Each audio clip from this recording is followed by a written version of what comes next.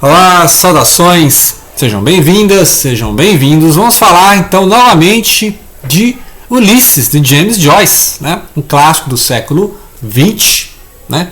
Porque novamente, dia 16 de junho, teremos o Bloomsday, que é o dia homenagem ao Leopold Bloom, que é esse personagem, que é o protagonista, né, junto com Stephen Dedalus, do Ulisses, né, que vai falar daquelas andanças do Odisseia do Homero, né, que é um clássico da literatura grega, helênica, né, clássica mesmo, né, a Grécia Antiga. Tanto que as referências, né, que correm ao longo de todo o livro são principalmente três, né, que a gente pode rastrear, que é basicamente a mitologia grega, né, as histórias da Grécia, Ilíada e Odisseia, as histórias da Irlanda, né, a folclore, a mitologia da Irlanda e a teologia cristã, judaico-cristã, né? Então, várias coisas, porque o Stephen Dedalus, né, é muito obcecado com essa parte religiosa, ele teve educação jesuíta, então a gente vê lá no Artista Quanto Jovem, né, retrato do Artista Quanto Jovem, ele se encheu tanto de teologia que ele ficou descrente, né? Então é aquela pessoa que enche muito de teologia e fica descrente, né? Então, enquanto que o Leopold Bloom ele é de uma família judaica da Europa Oriental, né, da Hungria, que é a região ali, e que ele é judeu errante, então ele é a figura de judeu errante. E o livro todo é ele andando por Dublin, né? Então, de manhã, vamos fazer um recapitulando, né? Porque a gente parou na parte 5, né? A gente foi até o episódio 13, né? Então vamos começar o 14 e o 15. Então, basicamente, aconteceu que os 3 primeiros episódios vai falar do Stephen Dedalus, né? Então ele acordando lá, Torre Martelo, de manhã, 8 horas da manhã, ele vai trabalhar na escola, ele é professor, né? E 9 horas, e aí ele vai para andar na praia, Sandmount, né? Sandmount, às 10 horas. Paralelamente, o Leopold Bloom também está acordando, né? E aí depois ele vai para o correio, vai pegar uma carta, depois ele vai tomar um banho, né? Isso às 10 horas. Aí ele vai para o cemitério, que é o episódio 6, né? O Hades, vai para o cemitério. E depois ele vai para o jornal ao meio-dia, porque ele mexe com o quê? Com a venda de anúncios, né? Então ele faz aquelas, né, corretagem de anúncios, né? Ele faz anúncios das lojas, então ele vai lá no jornal e leva esses anúncios das empresas e tal, né? Então fica o dia inteiro andando. O cara é tipo um vendedor, fica o dia inteiro andando. E aí, às 13 horas, que é o episódio 8, que é a hora da comida. Então ele vai em vários restaurantes e fica vendo o pessoal comendo assim. Ele até desiste de comer. Aí ele vai lanchar ali um pão com queijo. Pão com queijo. Aí depois 9, os episódios que eu mais gosto, que é da biblioteca, né? Então na biblioteca vai encontrar o Stephen lá. E vai ter altas discussões sobre Shakespeare, né? Sensacional. É o Sele Charybdis, né? Que é uma referência àquele estreito de Messina lá na Sicília, na Itália, né? Então é da mitologia grega, tal, etc. Então, sempre essas referências, mitologia grega, né? A questão da Irlanda, né? Só da Irlanda e as tretas com a Inglaterra ali, e a questão judaico-cristã, muita religião aqui no meio, né? Aí depois no 10 tem vários episódios, vários fragmentos que é eles andando nas ruas. Depois tem a parte musical, né, que é as sereias, que é o episódio 11. Depois tem o Ciclopes, que é o cidadão, né, o cidadão que não gosta de judeu, né, e tal, nacionalista exaltado. É uma paródia que ele faz. Esse episódio 2 já tem esse monte de exageros, né, essas interpolações, que vão ser usados no episódio 14 e no 15. Né. O 15 vai ter mais exageros, alucinações, né. O 13 é mais lírico. O 13 é a parodiana, escrita lírica, feminina, né? Tipo a Virginia Woolf, assim, né? Mais amorosa. Então, assim, totalmente diferente da 12. A 12 é, né, totalmente diferente. Você acha que é outro escritor. Então, cada episódio é um exercício de escrita de ponto de vista, né? Ele muda o ponto de vista. Então, tem isso, uma saga, né? Uma saga literária.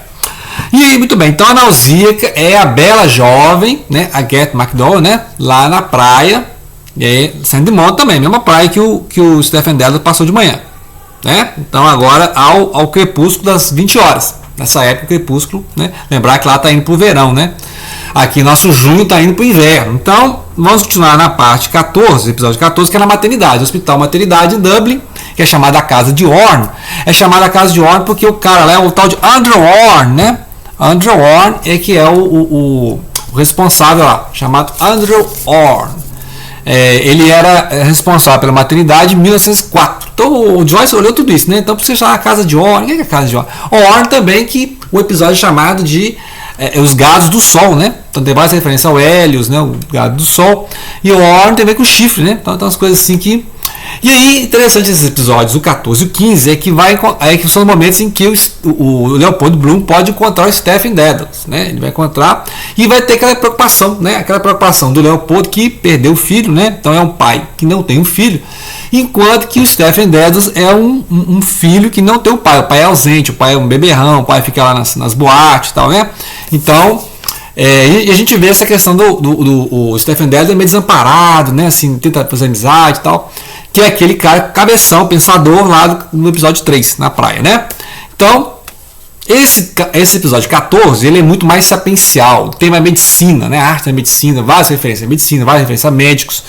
Todo capítulo, todo episódio são exercícios de estilística, né? Ele vai usando vários estilos de vários autores em várias épocas, né? Você pode fazer uma lista aqui que vários autores são citados, trechos de poesias de vários autores. Tem autos medievais, peças de Shakespeare, né? Então o estilo de escrita meio bíblico, né? A Bíblia do Rei James, né? Então ele usa a Bíblia do Rei James, vai usar outros autores são citados, né? O William Blake, por exemplo, né? O Sterne, o Swift, do Gulliver, né?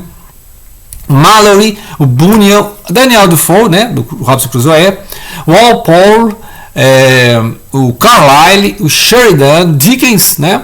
Charles Dickens, né? Então ele vai, o Gibbon, né? Então ele vai usando assim várias interpolações, podemos dizer assim, estilísticas, né? E a figura do judeu errante, a figura do judeu errante é justamente o do Leopold Bloom. Então os estudantes, né, estão lá nesse hospital, alguns são de medicina e eles estão, a voz falando, né?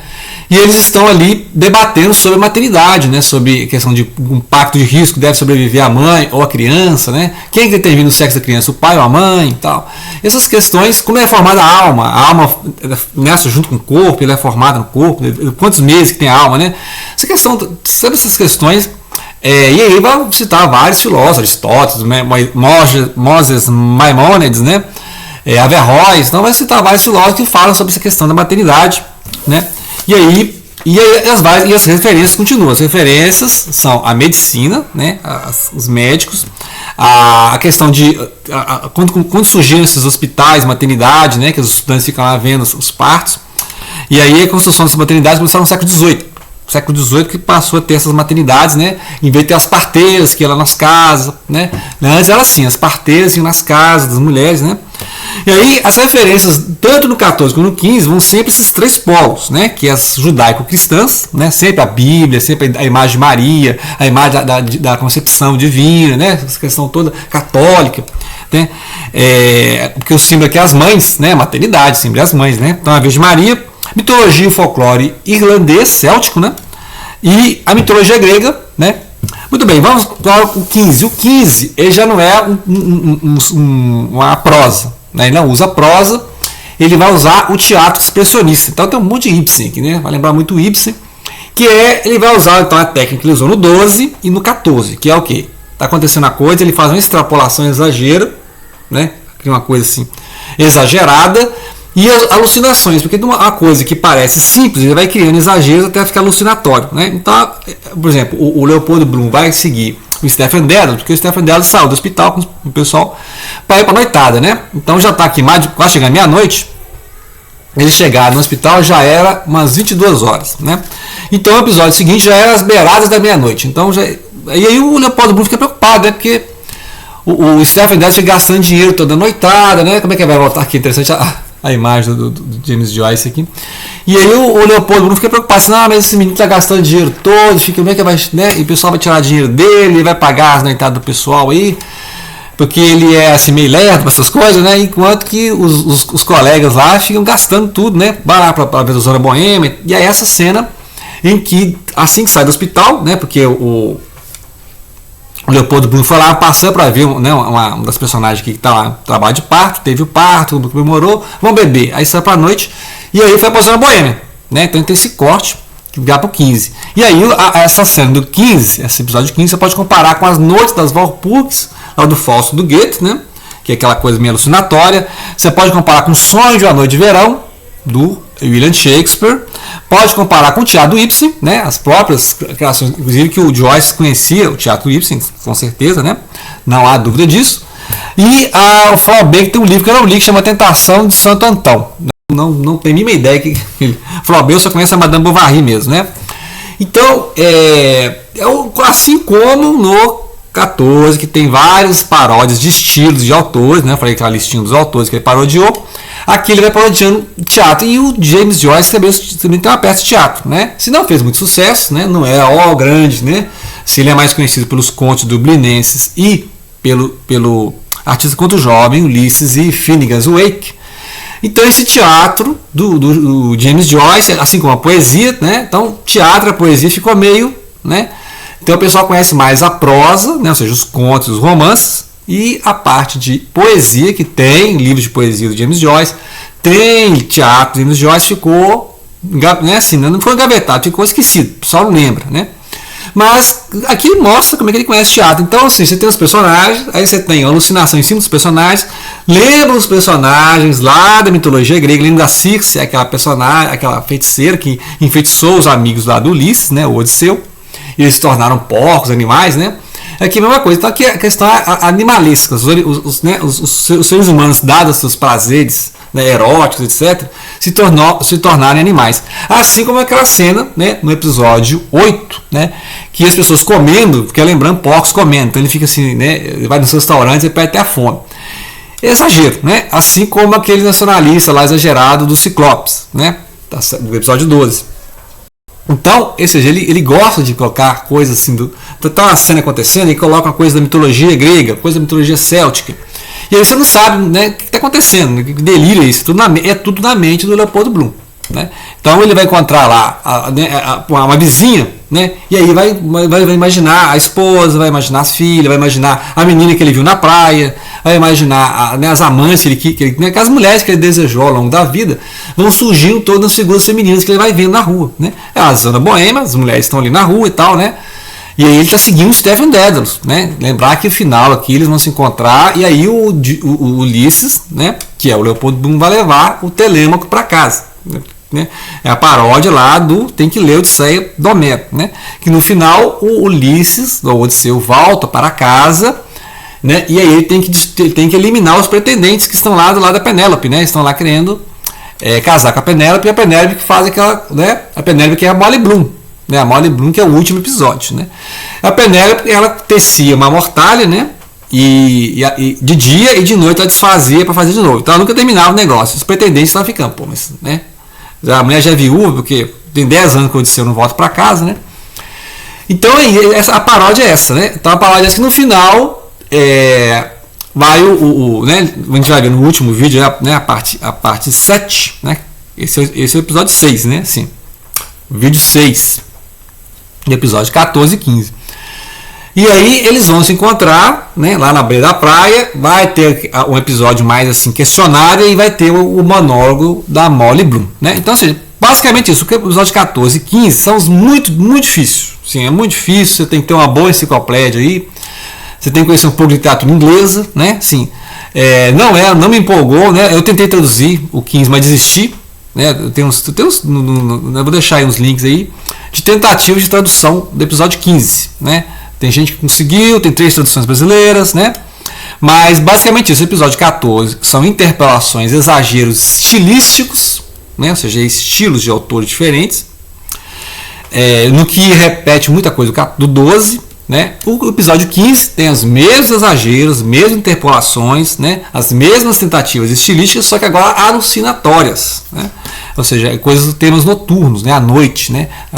Meia-noite, então é um tema fantasmagórico. Inclusive lá no episódio 14 tem uma cena fantasmagórica também, que ele fazendo a paródia do Walpole, né? Walpole, que escreveu aquele Castelo de Otranto, que é parodiado por vários autores góticos, né? Literatura gótica no século XIX, inclusive o Drácula e tal, né? Então é interessante também que ele faz as coisas assim, e é um tom meio sombrio, e o Leopoldo Bloom então está encontrando seus fantasmas eróticos, né? Podemos dizer assim, né? Fantasmagorias eróticas, que é tudo aquilo que está dando à mente humana. Imagina se é tudo que está na sua cabeça se materializasse, né? Então seria um pesadelo terrível. E é mais ou menos isso. E à meia-noite ele está cansado, trabalhou o dia todo, né? Até agora não chegou em casa, porque ele foi cismar de seguir o Stefan, né? A ideia é ele ir no hospital e ir embora, né? Só que ele viu que o Stefan tá bebendo, a minha voz. O Stefan tá bebendo, né? E vai indo para a zona boêmia e ele resolveu seguir. Então por isso que a história não acaba, né? Por isso que os caminhos que estavam assim paralelos ao longo do dia se juntam ali no hospital e eles vão para a zona boêmia, né? Então a gente vai ver o que vai acontecer nos últimos 3 episódios, né? O 16, 17 e o 18 do Ulisses do James Joyce, ok? Obrigado pela atenção, não deixem de compartilhar.